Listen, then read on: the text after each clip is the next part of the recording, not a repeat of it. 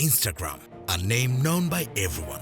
It's a place where you can share your pictures and videos quickly and easily. A simple yet beautiful user interface with lots of features and filters. In today's generation, it's pretty famous among everyone. But most of us don't know how Instagram was made. The story of Instagram is like a fairy tale. A Silicon Valley fairy tale to be precise. If you even watched the TV series called Silicon Valley, you'd realize that both have a lot of things in common. Kevin Systrom and his first step in programming. On December 30, 1983, a kid was born in Middlesex County. He is the son of Mr. and Mrs. Douglas. When he was in high school, he was a big fan of Doom 2, a video game that inspired a lot of kids to learn to program as it did to Kevin Systrom. Kevin Systrom also liked to read books. Every person who did something big recommends everyone to read books, as well as Kevin Systrom, and we all know that Bill Gates also loves to read and collect books. Kevin Systrom said that he likes to code, and it made him very happy. He was happy because he could make valuable ideas of ours by coding them. I mean, you can write a program and it will do something, and it's going to do the thing you told the program to do. To know how much he likes programming, we need fast forward some time and we need to go to the year 2009. At that time, he joined a startup called Nextstop as a product manager. At that time, he did his job during the day, and at night, he spent his time learning code. So from that story, he can understand that he had a very hard time learning to code.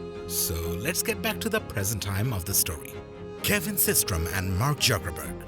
While Kevin Systrom was at Stanford University, he was approached by another young entrepreneur. The entrepreneur approached and asked, "Hey Kevin, I've got a business. Would you like to help me out with it?" You may have thinking about who the entrepreneur was, and you may guess the name by reading the heading.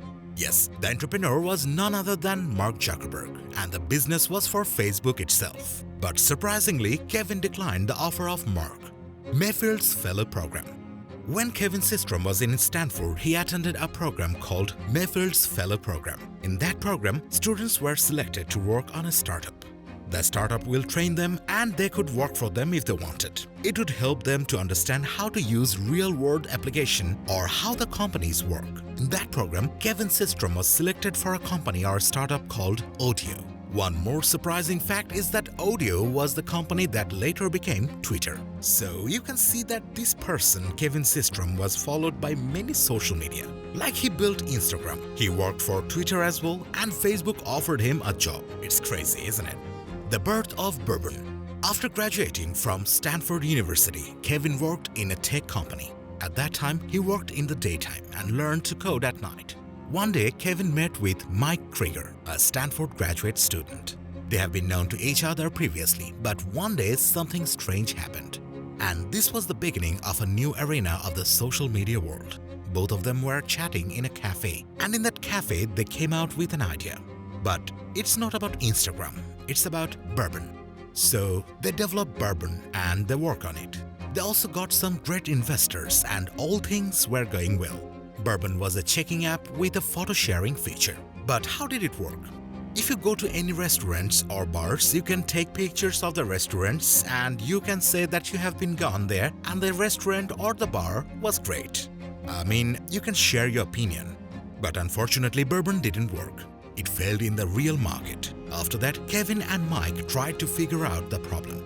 And like others, they also learned many things from their failures. They tried to find out what was the problem in bourbon. They talked with their users and asked them what was the positive side of bourbon. And they replied they loved the photo sharing aspect. The birth of Instagram. Now Kevin knows that they need something, which will be a photo sharing app.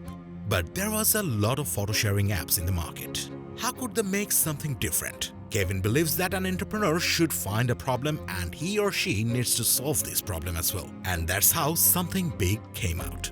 So, once Kevin was on vacation with his wife, they had a conversation at that time. They were talking about the app which Kevin was going to build, and he told his wife, "Are you excited about the new app we are building?"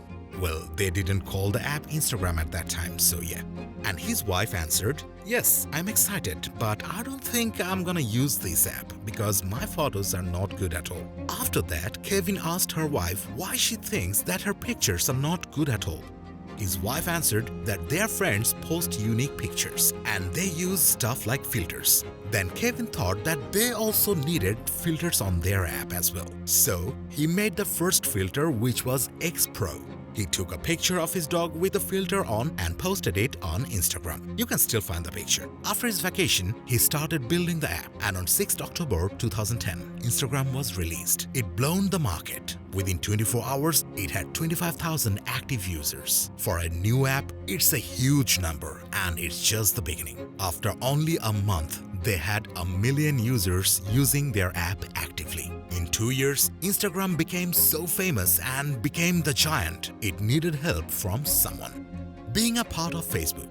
As I mentioned before, once Mark Zuckerberg came to Kevin and Mike and said he wanted to buy Instagram for $1 billion. Kevin and Mike knew that Instagram would be a rocket ship, but they couldn't do it alone. If Instagram becomes a part of Facebook, it would reach a higher potential more quickly. So Kevin and Mike agreed with Mark Zuckerberg's offer, and they sold Instagram to Facebook for $1 billion. After selling Instagram to Facebook, it increased its potential and became a giant like other social media. So now it's a part of Meta, and the value of Instagram is nearly $34 billion.